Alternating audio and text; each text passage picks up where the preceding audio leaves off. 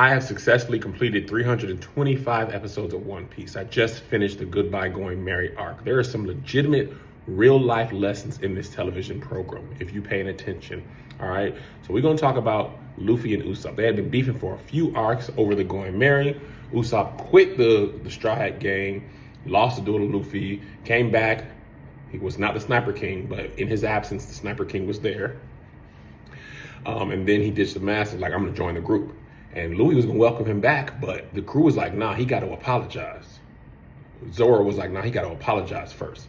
They're like, why? He's like, you can't disrespect people and then just come back and act like nothing happened. They was like, if Usopp come back and apologize like a man, we'll let him back. If he come back, act like nothing happened, you can't stand for that. And I was like, first of all, in real life with your friends, if your friends disrespect you or you disrespect your friends and y'all trying to patch things up, if the person who did the wrong don't come back and apologize 10 toes down, your friendship can't continue. You got to acknowledge that wrong, then I can forgive you. But we both can't just brush it under the rug. And they getting cannonballs thrown at Luffy by his grandfather. More on that later. His grandfather is throwing cannonballs at him. And Usopp's on the edge of the thing, like, come on guys, I want to come back. And Chopper like, y'all don't hear him. He's like, Luffy and Zoro like, I don't hear nothing. I don't hear nothing. You don't hear no apology. I don't hear nothing. And I respected it. And then this moment happened. Usopp cried, I'm sorry, Luffy. I take it all back. The moment he apologized, Luffy stopped what he was doing. He cried. He stuck that hand out. When them hands clasped, there was a tickle. There was a tickle. I was like, oh, Kendrick and Drake, y'all need to do this. And Luffy reached out his hand all across the world and pulled his friend back. And everything was right in the world. That was fantastic.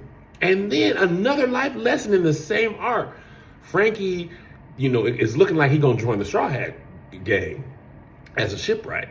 But he's not ready to. And his friends is like, you got to go, man. You can't stay on Water 7 no more. You a pirate. You got a bounty. As much as we would love you to stay with us, you got to go. And he's like, I'm not ready. And his boy, Ice, was like, look, man, you lying. You keep saying you fulfilled your dream. You lying. You ain't really fulfilled your dream. You burying your dream down deep because you feel guilty about something that person already forgave you. You got to let that go and chase your dream. You got to stop acting like your dreams ain't really your dreams, and you got to go after it. And I said, are we talking about One Piece or life now? That is a life lesson. You feel guilty, so you stuck. You stayed in that place, and you know you've outgrown that place. Your friends know you outgrown that place, and you need friends around you who will push you to your destiny, even when you were afraid to move yourself.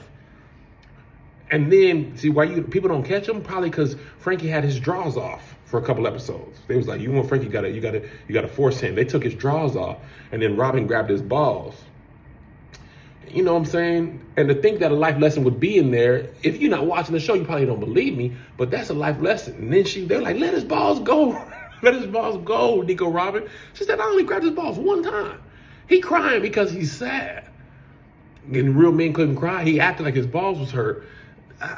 You got to watch this to understand. It's a power she has. Literally grab life by the balls could be the thematic element. But the life lesson was you can't live in guilt. You got to chase your dreams, and good friends won't allow their friends to stay in a place they've outgrown. I said, come on. And then, why is Luffy's grandpa trying to kill him? Or was he trying to kill him? He's trying to push him to greatness because they got that new ship. The Sunny now. They got the Sunny. He could fly and stuff. His grandpa he was throwing the big ball and chain at him. And then Luffy was like, I'm gone. So was he trying to kill him? He was trying to push him to greatness in this weird kind of way. And then his brother, Ace, which hilarious, his tattoo is spelled wrong. It's like he was going to start with an S, cross that out, went with a C. Funny to me. He fighting the Blackbeard with he got the Darkness Devil Fruit. And they stopped that fight. It was getting good. I said, man, what I want to see was darkness versus light. I was like, what happened with that? They just move on. Also, some devil fruit powers they're not all created equal. Some people I got fire hands. Luffy got rubber. Blackbeard guy, he got darkness. And then the one girl had soap. She could make things soapy. I was just like, man, what? Make things soapy? It's just not on par with the other stuff. Like, you gonna be slipping. Man, well, that's dumb. Also, one more thing. Ace looked so cool when he came out that fire. He was Daenerys Targaryen Ace. It was great, man. We're on to Thriller Bark.